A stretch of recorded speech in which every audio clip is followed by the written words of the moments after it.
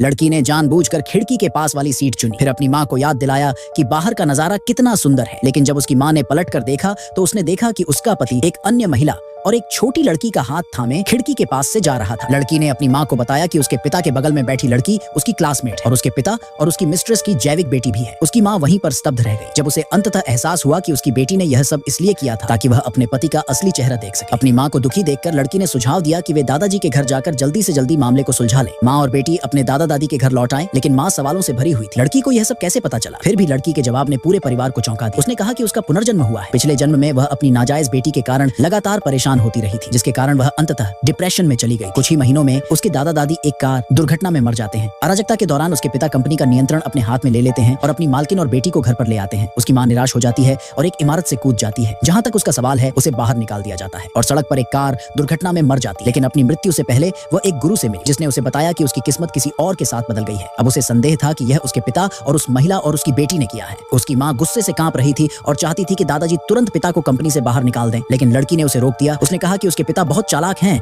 और जल्दबाजी में काम करने से चीजें और भी खराब हो जाएंगी। इसके अलावा बदली हुई किस्मत को पलटने का कोई तरीका नहीं था। गुरु ने यह भी कहा था कि किस्मत बदलना आसान नहीं था। दूसरी तरफ से उसकी किस्मत और इच्छा शक्ति को कमजोर करने के लिए अंतहीन कठिनाइयां पैदा करनी होंगी, जो उसे करने की जरूरत थी। हर बाधा को अपने भाग्य को पुनः प्राप्त करने के अवसर में बदलना था। इसलिए उसने पहले स्कूल लौटने का फैसला किया ताकि देख सके कि माँ और बेटी आगे क्या करने की कोशिश करती हैं। निश्चित रूप से अगले दिन स्कूल में षड्यंत्रकारी लड़की का नौकर आया और एक शर्त रखी, जो भी मंथली एग्जाम में प्रथम स्थान प्राप्त करेगा वह जीत जाएगा। हारने वाले को पूरी क्लास को 2 दिन की ट्रिप पर ले जाना होगा। षड्यंत्रकारी लड़की ने कॉन्फिडेंट होने का दिखावा किया और स्वीकार कर लिया। लड़की मुस्कुराई और बिना किसी हिचकिचाहट के सहमत हो गई। फिर स्कूल का बदमाश बीच में कूद पड़ा। उसने कहा कि सिर्फ क्लास को ले जाना बहुत सस्ता है, हारने वाले को पूरे डिपार्टमेंट को जाने का खर्च उठाना होगा। लड़की ने बिना पलक झपकाए सहमति दे दी। गुस्से से लाल लड़की का चेहरा सख्त हो गया, लेकिन उसके पास स्वीकार करने के अलावा कोई विकल्प नहीं था। उसके बाद उसने एक स्कूल सुरक्षा गार्ड को ढूंढा और उसे 1 लाख का बैंक कार्ड थमाते हुए कहा कि वह लड़की को परीक्षा के उत्तर भेज दे। गार्ड जल्द ही वहां आया और उसने कहा कि उसने उनकी शर्त के बारे में सुना है और उसने टेस्ट पेपर का एक सेट निकाला